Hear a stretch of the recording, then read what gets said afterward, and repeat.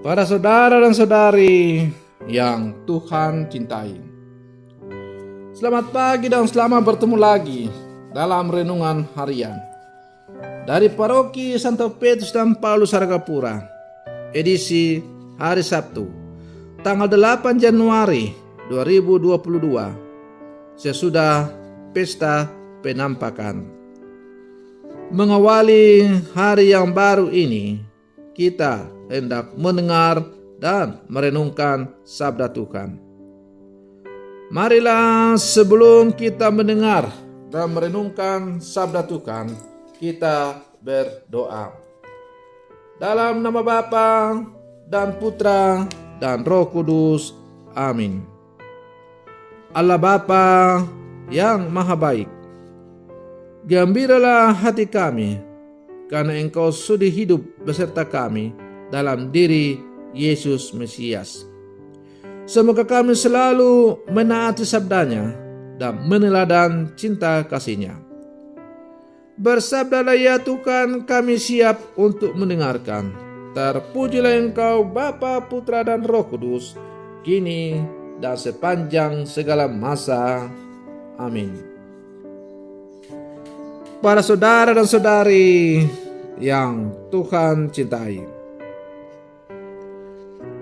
sabda Tuhan yang hendak kita dengar dan kita renungkan untuk mengawali hari yang baru ini, hari Sabtu sesudah pesta penampakan, diambil dari Injil Yohanes pasal 3 ayat 22 sampai 30. Tuhan bersamamu. Inilah Injil Tuhan kita Yesus Kristus menurut Santo Yohanes. Sekali peristiwa, Yesus bersama murid-muridnya pergi ke tanah Yudea, dan ia diam di sana bersama-sama mereka dan membaptis. Akan tetapi Yohanes pun membaptis juga di Ainon, dekat Salim, sebab di situ banyak air, dan orang-orang datang ke situ untuk dibaptis. Sebab pada waktu itu Yohanes belum dimasukkan ke dalam penjara. Maka timbullah perselisihan di antara murid-murid Yohanes dengan seorang Yahudi tentang penyucian. Lalu mereka datang kepada Yohanes dan berkata kepadanya, Rabi, orang yang bersama dengan engkau di seberang sungai Yordan, dan yang tentang dia engkau telah memberi kesaksian, dia membaptis juga, dan semua orang pergi kepadanya. Jawab Yohanes, tidak ada seorang pun yang dapat mengambil sesuatu bagi dirinya kalau tidak dikaruniakan kepadanya dari surga. Kamu sendiri dapat memberi kesaksian bahwa aku telah berkata, aku bukan Mesias, tetapi aku diutus untuk mendahulunya. Yang empunya mempelai perempuan, ialah mempelai laki-laki. Tetapi sahabat mempelai laki-laki yang berdiri dekat dia dan yang mendengarkannya sangat bersukacita mendengar suara mempelai laki-laki itu. Itulah sukacitaku, dan sekarang sukacitaku itu penuh. Ia harus makin besar, tetapi aku harus makin kecil. Demikianlah sabda Tuhan. Para saudara dan saudari yang Tuhan cintai, bagaimanakah respons kita terhadap orang yang berprestasi lebih baik dari kita? Apakah kita iri? Apakah kita merasa rendah diri? Apakah kita menjelek-jelekannya dengan menebar berita-berita bohong tentang dia? Perdebatan antara orang Yahudi dan murid-murid Yohanes memperlihatkan adanya kebingungan tentang pelayanan pembaptisan yang dilakukan oleh Yesus dan Yohanes. Apalagi pengaruh Yesus terlihat semakin kuat dengan semakin banyaknya orang yang mengikuti dia. Situasi ini mencemaskan para murid Yohanes. Memang, melihat perkembangan dan popularitas perjalanan orang lain mudah menimbulkan rasa iri.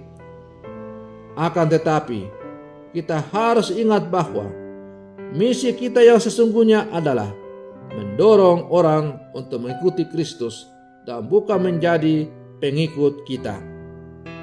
Para saudara dan saudari yang Tuhan cintai, Yohanes Pembaptis mengajarkan hal itu kepada kita, sebagaimana kita dengar dalam kisah Injil tadi. Sedikit pun tidak rasa cemas dalam dirinya ketika mendengar cerita murid-muridnya. Tidak ada rasa iri dalam hatinya. Ia sadar bahwa ia dipanggil untuk menjadi utusan yang mempersiapkan jalan bagi Mesias. Maka ia menjelaskan bahwa posisinya memang lebih rendah dibandingkan dengan Yesus. Mesias adalah mempelai laki-laki, sementara Yohanes hanyalah sahabat mempelai laki-laki itu. Jelas bahwa kedudukan mempelai pria lebih penting dibandingkan sahabatnya. Tetapi sahabat mempelai laki-laki itu akan sangat bersuka cita mendengarkan suara dari sang mempelai itu.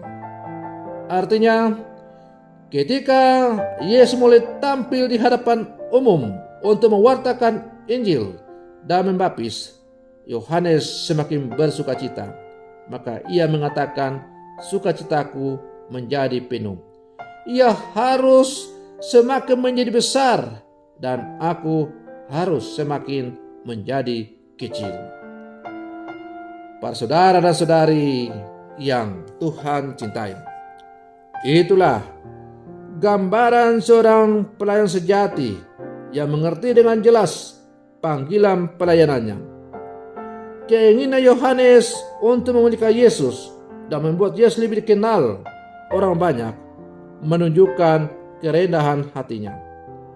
Sehingga yang muncul adalah kesadaran untuk mempersembahkan kemuliaan dan kebesaran hanya kepada Dia yang dilayani dan bukan mengambilnya untuk diri sendiri.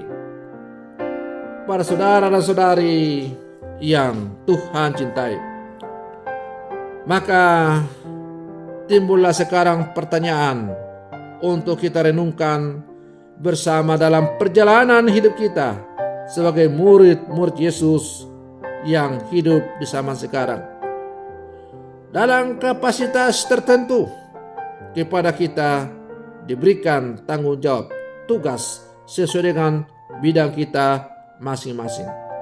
Kita semua dipanggil untuk menjadi murid Yesus, mewartakan karya kasih Allah kepada sesama siapapun yang kita jumpai lewat tugas dan panggilan kita masing-masing.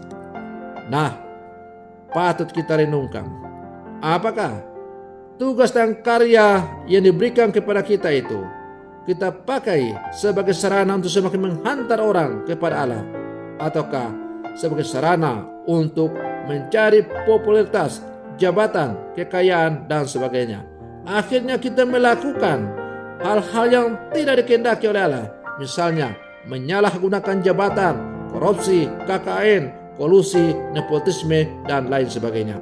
Nah, para saudara-saudari yang Tuhan cintai, mari sebagai murid-murid Yesus yang hidup sampai sekarang, kita selalu mencontoh teladan hidup dari Yohanes Pembaptis yang tidak pernah merasa tersaingi oleh Yesus, karena dia sadar bahwa dia itu hanyalah seorang utusan. Maka mari, kalau kita dipercayakan hal-hal yang besar atau kecil, kalau kita mampu melaksanakan itu, ataupun kalau ada orang lebih berprestasi daripada kita jangan marah, kita jangan iri hati, kita jangan dengki, tapi hendaklah kita berkata, kami ini semua hanyalah hamba-hamba yang tidak berguna. Kami hanya melakukan apa yang patut dikerjakan oleh seorang hamba. Selamat pagi, Tuhan Yesus memberkati.